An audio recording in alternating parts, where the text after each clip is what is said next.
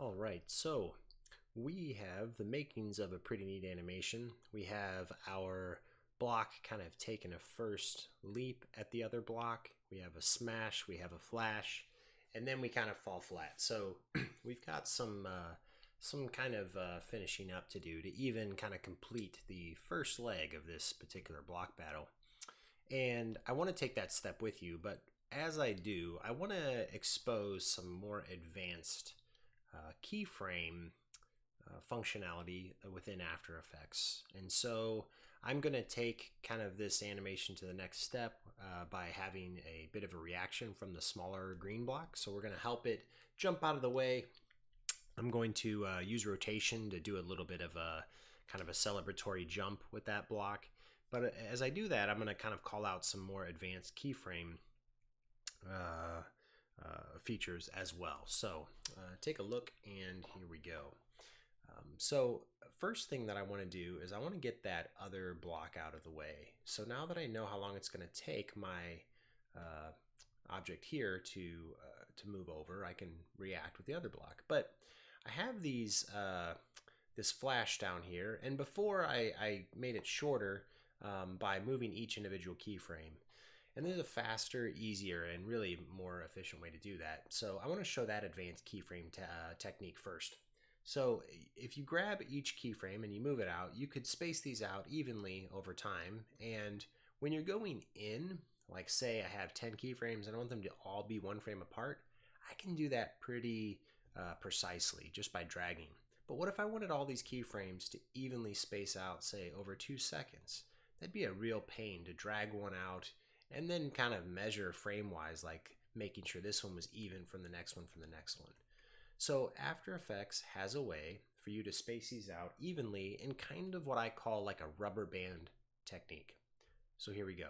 Select all the keyframes you want to expand, hold the Alt or Option key if you're on a Mac, click on either side of the keyframe grouping, and just drag. While you're holding the Alt key, these are going to act as a connected batch of keyframes, which is pretty amazing. So now I could stretch this flash out to maybe 3 total seconds, from 1 second to 4, and all of these keyframes are evenly spaced, and that is a wonderful thing. So holding Alt, you can drag to collapse these as well. You can drag from either side. So if I want to drag from, like, let's say the left side of the rubber band here, I can do that. And I don't have to select all of them. I can grab one keyframe, 2, 3, and it will allow me to expand or contract them within that whole kind of collection of keyframes. So we call that technique roving keyframes, which is kind of an odd phrase for it, but there it is. So now you can see that I've smashed those keyframes all the way in to the frame level where they are happening within one frame, so you don't even see it happen. So you got to keep that in mind too, is you can actually rove your keyframes too small. Right now it looks like they're sitting on every frame, so that flash is placed through in literally a flash. So let's see how that looks. Nice. So roving keyframes, definitely something you're going to want to remember. Select keyframes, hold Alt or Option, and then drag. And this works on opacity, rotation. It works on any keyframe collection you want to mess with. So that's the first thing. Now, let's get our second block out of the way, shall we? I'm going to find the spot where my pink block hits the wall. I am going to press the P key for position, and I am going to make my green block shoot up into the air, but not yet, actually. Forgive me, because the shoot up in the air has to happen over time. So if I'd have taken this keyframe and moved it up, my green block would have started in the air. We don't want that. So I'm going to move forward. This is at 1 second. Here's 10 frames. Here's 20 frames. Here's a full second. That's probably too slow. So let's go halfway. Let's do a half second. And then I can just drag my block up in the air. It is going to shoot straight up and escape. And so it's going to look something like this. It's happening a little too late. So let's grab those keyframes. Let's move them forward. Try this again. Narrow escape, but still gets a little bit clipped. So maybe this is a case where we just want the animation to happen faster. Let's try this out. happens faster, but needs to happen sooner. One more time. Near miss. So we got to make sure that he is up and out of the way before that guy happens. And we can kind of grab the guitar pick and just kind of scrub the timeline.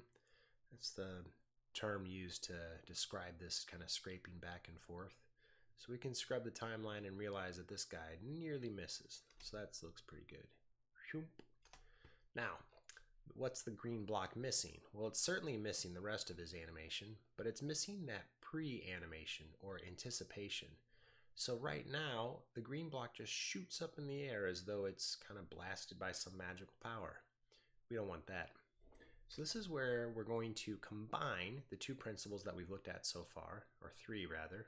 So we're going to combine squash and stretch with that anticipation principle. So let's do that now. So I've got my block. I'm going to hold shift and press the S key. That's going to bring up my scale transformations. Turn on the stopwatch. And I'm going to turn it on, probably maybe right here. I'm 5 frames in, so not very far in my animation.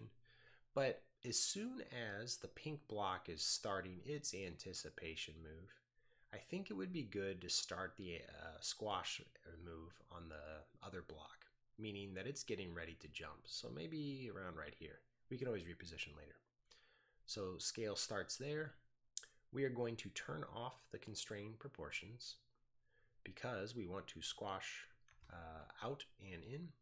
So from that first keyframe now to this new second keyframe, we're going to squash out and down to create a squat type movement. And along with this, we're going to have to mess with the position because when we squash it, it kind of reaches up in the air. And that's because our pivot point right now is in the center. We'll fix that in another video. But I'm going to create a position keyframe so that way when my squash happens, I can drag this down to give the appearance that this object is actually on kind of on the ground. So it compensates for that move. So that's looking pretty good. Now we need to have this block start to shoot up into the air. So this is going to be another scale movement. So we're going to take the scale back in on the width, so it's going to be thinner and longer. So now we've got our block squashing, getting ready to shoot up in the air, and as it does, I want this block to continue to stretch out, right? It's lengthening itself and it's thinning itself out. Remember to keep the volume the same, so we don't want to just stretch vertically without kind of contracting horizontally, otherwise it's not going to look right. So we've got a nice wunk, and then it gets up in the air, looking nice. And now that it's in the air, now's the time where it can start to kind of open up again. So now we can go back even to just a 100 by 100% now, right? It's up in the air, all of its squashing and stretching is complete. So now it can kind of just return to its normal size. And that looks really great. So all right, cool. It may be a little slow, and that's a case where these roving keyframes will help us. So we can select all of them, hit Alt, and drag the whole collection, remember. So that way, all of this complex animation we've done, we can make it longer or shorter in a proportional way without having to move every keyframe. I'm gonna go ahead and just save there for a moment. Now that we're up in the air, let's celebrate. So we'll use another transformation that we've studied, which is rotation, and we're going to get all three working. So I'm going to hold shift, I'm going to press the R key. I'm going to create a keyframe for rotation to start our animation. And then, much like the flash, we are going to rotate this guy. Another retro technique, but kind of like old cartoons where if somebody was floating above midair, their legs would flutter. That's kind of what we're going to create here. So I'm just going to do 10 degrees to the right, and then I'm going to step forward a few frames, and then I'm going to select these, and I won't select these keyframes yet. Let's go ahead and add one more first. Then I'm going to do -10, so you can do negative degrees on rotation. And then I'm going to copy and paste these last two keyframes, because what do they tell the animation to do? Go from +10 to -10.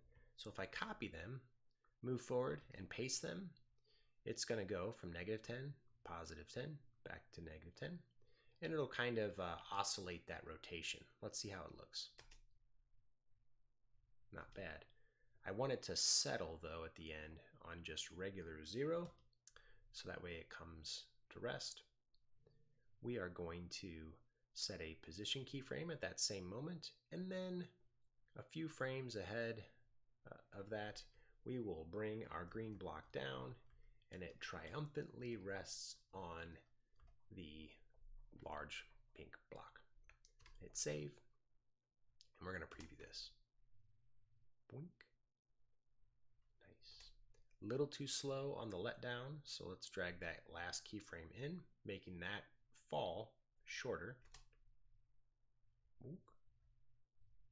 Now maybe a little too fast. So iteration, tweaking, tuning one more time. Nice. Looks pretty good. I'm going to save that. Now, what I'd like to do is to show you some more kind of keyframe techniques. We've seen roving keyframes. We've copied and pasted keyframes. I want to show you one more, and I'm going to use my green block to show it to you.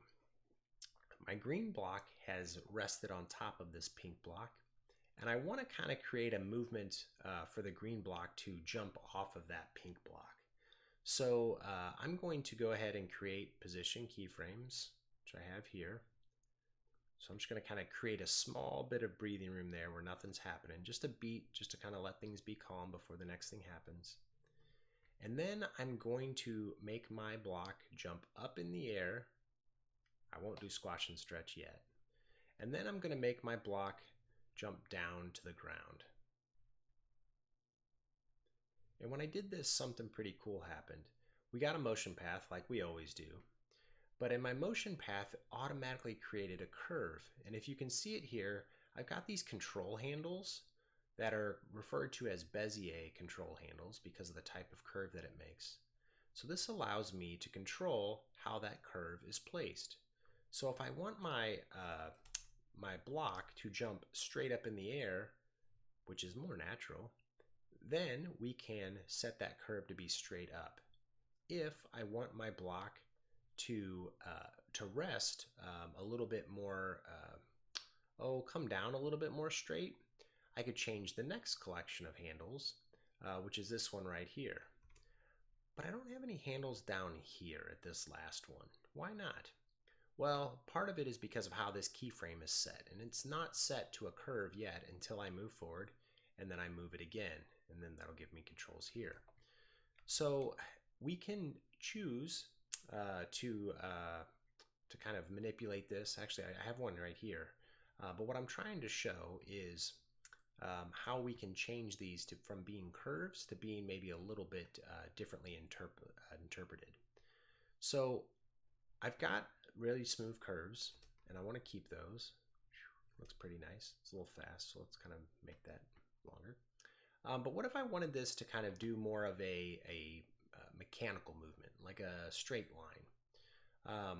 We can right click on any keyframe, go to Keyframe Interpolation, and we're going to get a collection of settings that are somewhat tricky to understand without seeing what they do. So that's why I've built this curve out for you. We have temporal and spatial interpolation. Temporal affects how a property changes over time, such as in the timeline, and spatial affects the shape of the path in the composition or the layer panel. So right now this is set to linear and Bezier. So we see this Bezier right here.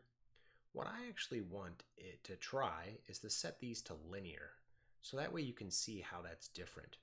Now I won't actually keep this change, but what I want to do is show you that we can make very straight lined animations, more mechanical, or keep those curves as they started. Now you might have actually found that your lines started as straight lines and then you can switch them back. You can make this change by selecting multiple keyframes at once. So if we wanted to set all of these to linear, you can see that this looks very rigid and my animation doesn't appear believable at all. The block moves almost like it's on some sort of conveyor belt assembly, and it's not very attractive. So if you ever see your lines like this and you want them to be smooth and curved, you can right click on your keyframes, go to Keyframe, Interpolation, and then go to Bezier. And hit OK. Now those curves are back. It did kind of erase some of the customizations we made, so you're going to have to correct for those again if you do turn them back and forth. So I'm going to move these up like so. I might adjust these like so. Oops, make sure I've got that going. There we are. And preview this. Jump, jump. If we wanted to be fancy, and of course we do, and we wanted to mess with rotation even more, I could create a rotation keyframe for my block, maybe at around this time of the jump, and I could do a full rotation so that way it does kind of a front flip as it jumps off the block here in celebration. Maybe it takes a little bit longer to do it. That was a pretty fast front flip. And actually, it turned out that was a back flip. That looks weird. So let's do -1. So that's going to cause this guy to go counterclockwise and rotate in a direction that makes sense for the direction it's jumping. Not bad. So we went through a lot in this video. We looked at different ways to manipulate keyframes, including roving keyframes, copy and pasting keyframes. We looked at ways keyframes can be interpreted, meaning that they can be linear or can have these Bezier curves. And we also set up our animation pretty well for the next act, which is we got our lucky green block out of the way, thank goodness, using some squash and stretch. And then we had it jump off of the block into kind of a safety. So if you've been following along, great. Your following lesson will detail out how you're going to finish this story. But that's it for keyframe, advanced keyframe techniques, and I'll see you in the next video.